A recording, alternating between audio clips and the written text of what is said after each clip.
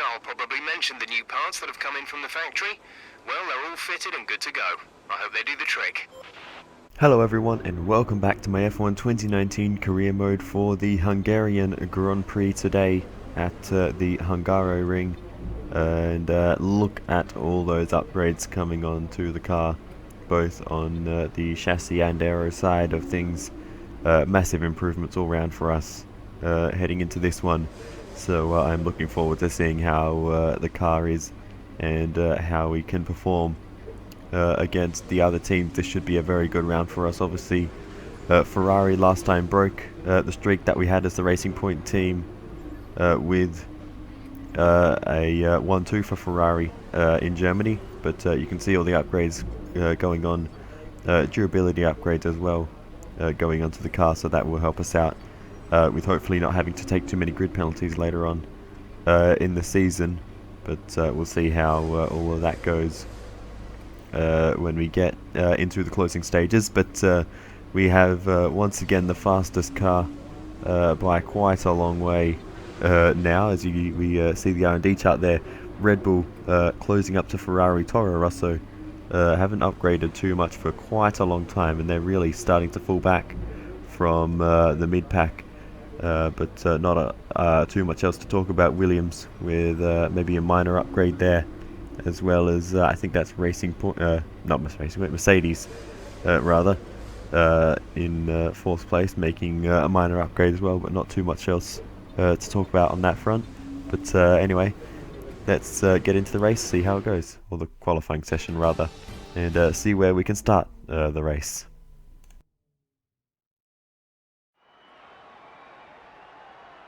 We hope you're looking forward to today's qualifying in Hungary as much as we are. We think it's going to be a cracker.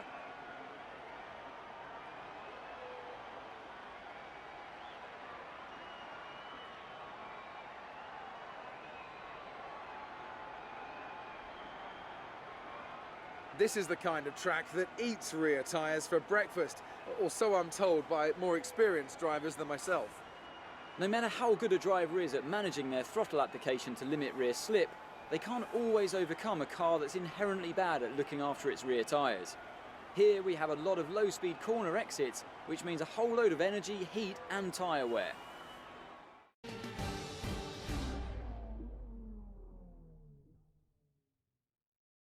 Alright, so we move on to the end of Q1, and you can see that we do make it through, not by a long way, so we'd have some work to do with Nico Hülkenberg, Antonio Giovinazzi, Lance Stroll, Kimi Räikkönen and Danny Kvyat knocked out in the first session. But we make it through, and that's what's important. We move on to Q2, we find some more pace up in P4. Leclerc tops the session, so things looking good for us at the moment, with the two McLarens of Weber and Norris. Kevin Magnussen, Ricciardo, the two Renaults, and George Russell in the Williams knocked out in Q2. Albon doing a good job in the Williams as ever to drag the car through into Q3. So Q3 we start into the first corner, and we just about get through there fairly well, not quite using the full width of the road on the exit, but fairly cleanly nonetheless.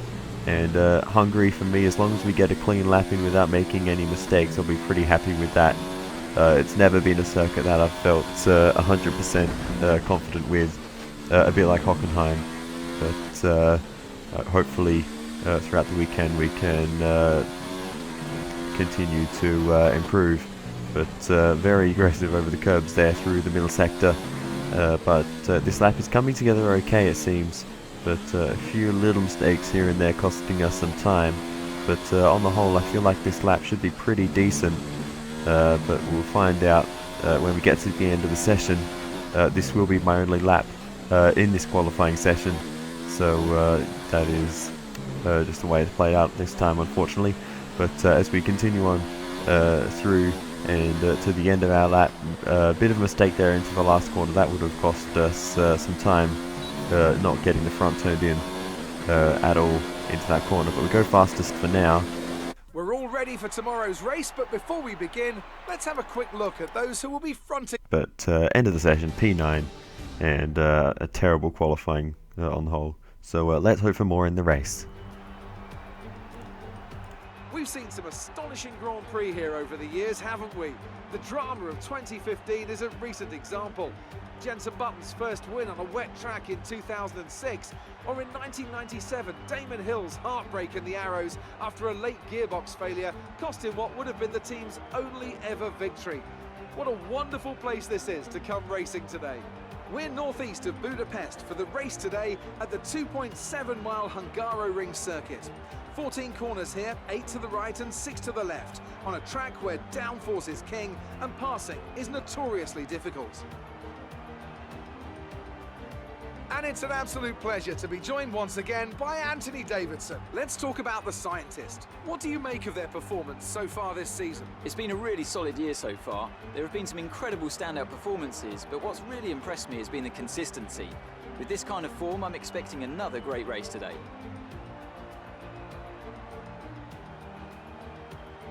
With the race minutes away from starting, here's what today's grid rundown looks like. Young superstar Max Verstappen starts from pole position, and it's Charles Leclerc in P2. As we continue through the rest of the grid today, we have Perez, Hamilton, Valtteri Bottas, and Butler, Gasly, Vettel, the scientist, and Lucas Faber, Norris, Magnussen, Daniel Ricciardo, and Russell.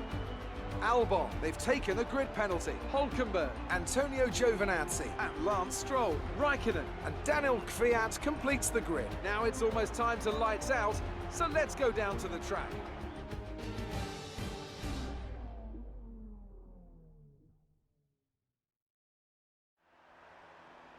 Right, let's be patient going into turn 1. We want to be in a good position for the rest of the race. Good luck.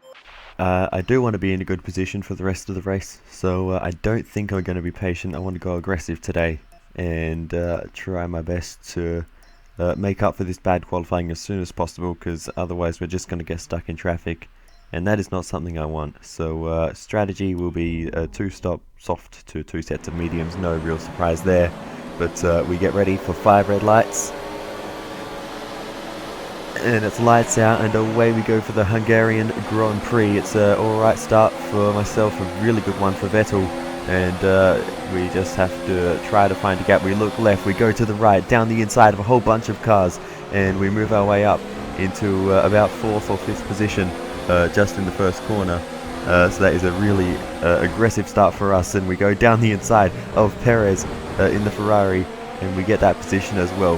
Very, very aggressive through the first 2 corners, but we managed to keep the front wing on the car just about with those 2 overtakes, but that is exactly what we needed. We've already made up for the bad qualifying, and now we're putting pressure on the Red Bulls, and as we head into the middle sector chicane, we go for a dive on Lewis Hamilton and we get the move done into the chicane, and that was a good start, but that is already up onto the podium positions for us as we had to barge our way past Hamilton. That wasn't actually an intentional move, that last one. They were all just holding each other up into the chicane. Hamilton just was early on the brakes behind the 2 cars ahead, and I didn't really anticipate that, and had to dive to the inside, and to be completely honest, I missed the braking points a little bit, but we managed to turn that into an overtake and make the move, and we've found our way up into P3 from 9th on the opening lap. So a really aggressive start, and it's paid off for us. We move on, and we're going to go for a massive dive on Verstappen. We've been following him for quite a while. You can see we've actually moved on to lap 7 of this race, and we make a bit of contact with him, but we get the move done nonetheless. I feel like the move was fair enough. I got the car stopped. VSC deployed. The virtual safety car has been deployed. We need to keep a positive delta here. Slow down, maintain a positive delta. Oh, Hamilton and Albon out of the race. Albon crashing into Hamilton. What on earth just happened there? That was a massive accident. He's on board with Albon. Hamilton travelling slowly and turning back onto the road. Albon just taking the racing line, and gets tangled up with Hamilton in the Red Bull, and that was a very unusual incident. Hamilton retired with a mechanical failure. Virtual safety car is ending. Maintain your pace until until the green flag. VSC ending, wait for green. ALBON clearly out of the race with a wheel off the car. So a very weird incident there. Yellow flag. I don't know what Hamilton was doing, turning back onto the racing line from off track with a mechanical failure there. But you can see the two cars still Green flag. off circuit there, even though the virtual safety car's gone back in. So I don't know why the virtual safety car was stopped. But anyway, the car's still there on the exit of that corner. But anyway, very weird incident there, and Hamilton will have some questions to answer later. But now Leclerc is out of the race with a mechanical failure, smoke pouring out of the back of his car, and that is an absolute disaster. He was leading this race, he was looking good for the win. He was been stretching away from me. I didn't quite have the pace that he had, but we've been gifted the lead in this one by virtue of that DNF for Leclerc, and that is the majority of our rivals have been taken out of this race now. Hamilton in the Red Bull is out, Leclerc is out, Vettel is down the order in the Ferrari, so there's only Sergio Perez and Max Verstappen to worry about. Charles dropped out of the race. Valtteri Bottas could be in amongst it in the Mercedes, but he was down the order as well, though with all the DNFs he might not be anymore. But that is a lot of high profile DNFs in this one. 3 of 3 DNFs for top running teams in this series. But you can see Sergio Perez finds his way past us. Set the ERS mode to overtake. We have to push. Because my pace has not been the greatest on the soft tyres. But anyway, eventually we come in for our pit stop just to get rid of these soft tyres, because I just was not having a good time. And we'll go on to the mediums, which are a much better racing tyre for me, and indeed I think for this Racing Only Point one car. step to go.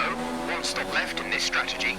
Always feels good on the medium tyres, but we come out in a bunch of traffic, just like Hockenheim.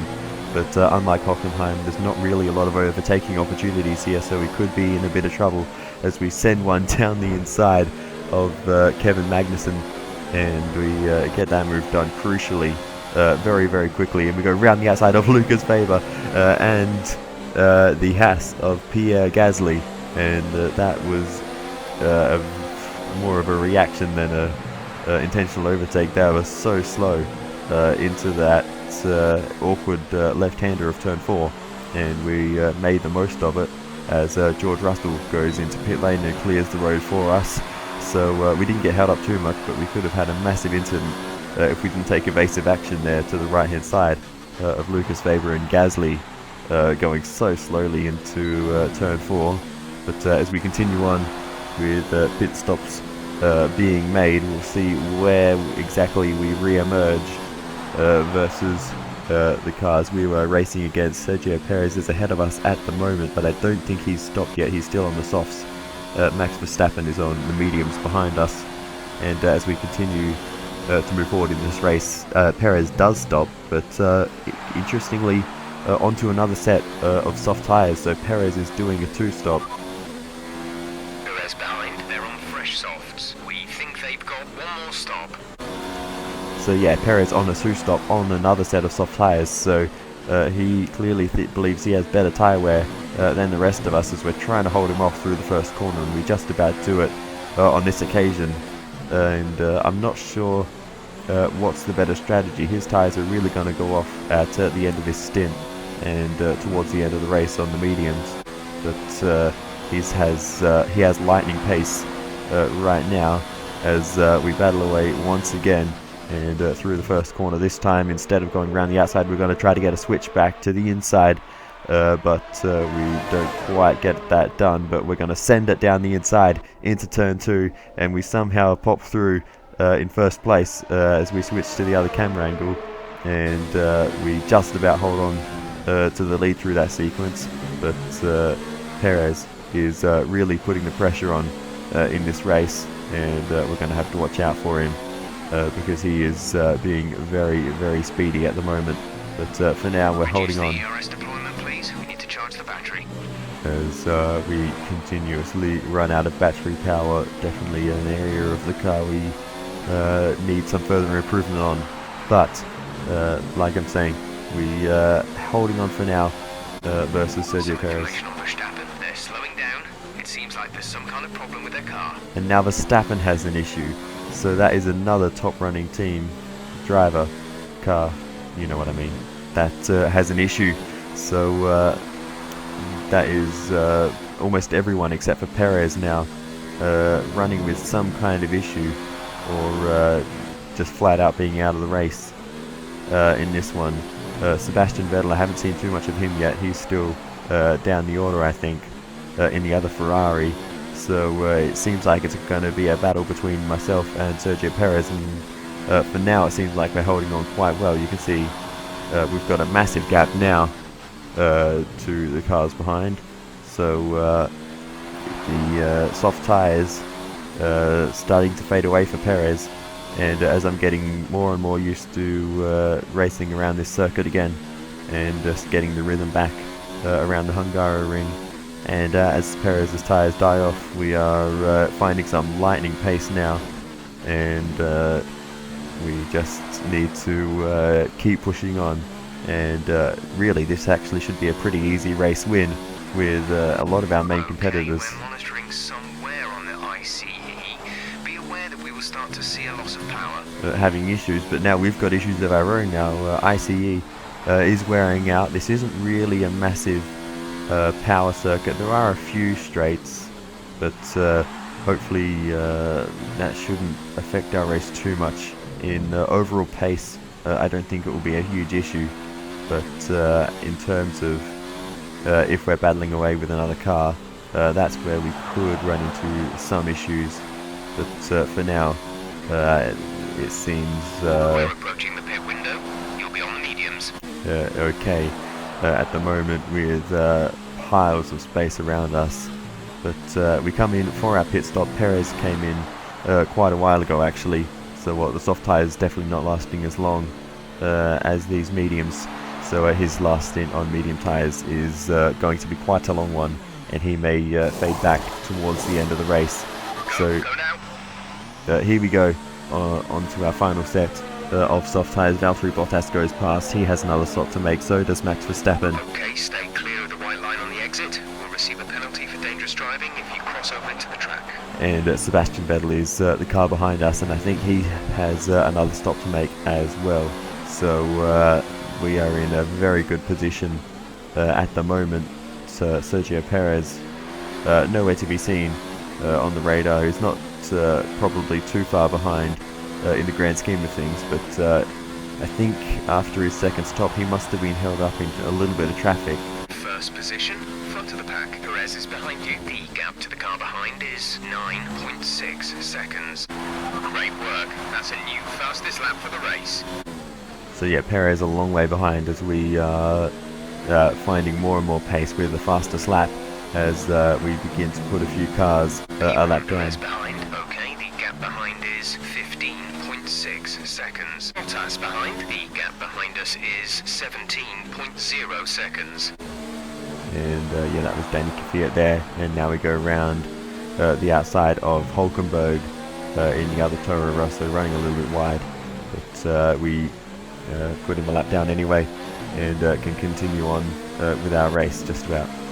But moving on again, we catch up to Kevin Magnussen. We overtook him once in this race, now we're putting him a lap down in this one. Behind us is 18.2 seconds. And 18 seconds behind now is Valtteri Bottas, you'll notice, the car behind now. So things are very much changing. Behind us is 19.6 seconds. And we'll continue to move on, and Max Verstappen now is the car behind, 19 seconds behind. We've almost got a full pit stop over the cars behind as we continue to that was the fastest lap of the race so far. put cars a lap down. But as we continue, we catch up to a battle between Lance Stroll and Lucas Weber, and we do overtake Lance Stroll. He lets us pass. We make a big mistake into the penultimate corner. Weber still waits for us, and if you look on the minimap, Lance Stroll gets past Lucas Weber thanks to him waiting for us. So apologies for that, Weber. I did cost him that position in the end, but Lance Stroll able to make the most of that. The gap behind is 17.0 seconds. This is your final lap of the race. There wasn't really too much action for me other than that in these final laps, so we move on to the final lap of the race, and we just need to bring it home, and this will be a pretty easy race win for us. In the end of it, we kind of got handed the win virtue of Leclerc's DNF. Otherwise it would have been a much harder task, in a similar way to how Hamilton won the Austrian Grand Prix after Bottas didn't finish. He had a mechanical failure in the first season, and we have had the same luck here. So into the penultimate corner now, and just one corner between us and another race win to add to our list. This will be race win number 5 at the Hungarian Grand Prix. We cross the line to win another race. Great drive, we did it, good job.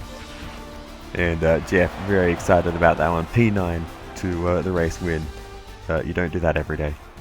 And an incredible win for Racing Point. A brilliant performance. Anthony Davidson, what helped them deliver this result, do you think? I think the key here is just the quality of the racecraft, you know? I mean, how many overtakes did they make overall? I'm sure they have a stat person keeping score somewhere. And it was fantastic to watch, wasn't it? This is a strategic sport at the end of the day, but it's always really gratifying to see close-fought battles on track. It's what all the fans are after. The Racing Point team will be very happy with today's performance and the final result. Another display of excellent driving and excellent teamwork, and a well-deserved first-place finish. So there you have it. It's another race win for us in this season, and it is a P3 in the end for Sebastian Vettel after not seeing him too much throughout the race, but he stayed out of trouble. Sergio Perez really dropped back towards the end, and it was actually Max Verstappen who ended up in second. And now let's take a look at the driver's standings. The scientist increases their championship lead. Some amazing talents out on the track today. But Anthony, who would you pick as your driver of the day? Well, Lance Stroll would be my pick. He managed to keep a cool head today whilst pushing through the field. It's time to see how things are shaping up in the Constructors' Championship. The lead at the top comes down after a strong weekend from the challenging pack. Well, Ant, an end to another fantastic weekend of racing. Thanks to everyone who joined us, and we'll see you for the next one. It was actually an equally good race for Lance Stroll, starting from the back of the field, getting through the field very efficiently up into P9. In the end, obviously you got that position from Weber after the little incident that we had.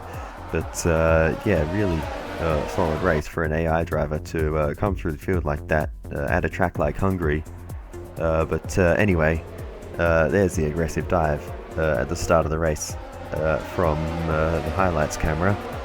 But yeah, shame for Charles Leclerc that he drops to third in the Drivers' Championship. Sebastian Vettel now, our main title rival, as he goes side by side through that camera shot with one of the Red Bulls. But here's the move around the outside of Weber and Gasly. Crazy one there. But yeah, it's a bit of a shame for the title fight that Leclerc had the DNF. It would have been... he's been closing the gap over recent races, obviously with the 3 consecutive wins from Canada through to Austria. He closed that gap that we initially had opened up after a pretty good first 6 races, really. And Canada is where things started to fall away a bit for us. But we're getting back on form recently. We won the British Grand Prix. We won the British Grand Prix. We beat Leclerc in Hockenheim, and now Leclerc with issues in this round. So hopefully he can bounce back in the remaining races. We're really only about halfway through the season, just over. So there's still plenty more left to play out. And there's plenty of tracks where I think Leclerc will be more competitive than I am. Those would include, I think, Monza will be a good one for Leclerc versus myself. I think Singapore, Japan, they will I think I'll probably struggle. So yeah, there's still plenty more action to play out in this one, but we've got a good lead in the championship at the moment. Great work out there today. Let's have your thoughts. It was more like dodgems than Formula 1 today, wasn't it? Yeah, it was a little bit crazy, but we managed to make a lot of moves and they were clean for the most part. What do you think made the difference between this weekend and last weekend? We had a lot of upgrades all round this weekend, and they really just helped us to push the limits all that more. You gained a lot of positions during the race, didn't you? Yeah, it was a really good start, very aggressive, and it paid off for us. You're beating all expectations. Would you say we all underestimated you? I think that everyone sort of knows by now that our car has a decent package. We just had a rough qualifying this time, but we came back in the race. Appreciate your time. Thanks, Claire. Don't question my English skills. I don't know what all that more means. But anyway, that brings this Grand Prix weekend to a close. We cap off the rivalry with Charles Leclerc, a lot closer than the rivalries with my teammates have typically been. Leclerc's been very good, but the DNF today really ruined it for him this time around. But we get a whole bunch of resource points this time from both the rivalry and the R&D bonus points objective thingy. We got 600 points from that. Great work this weekend. It was fantastic to see you up on that podium. But contract renegotiation time, we're probably going to get the exact same contract that we've always had. I think for quite a while in this career mode we go maximum on all the perks and try to see what we can get away with on the positions that we have to qualify and race, and we'll go for P6. And our proposal has been accepted. The new contract will take effect from the next race weekend. We absolutely nail it dead on what the kind of contract they expect is. So that is amazing for us to get literally the perfect contract. So that can only be a good thing. But this time we're going all out on durability.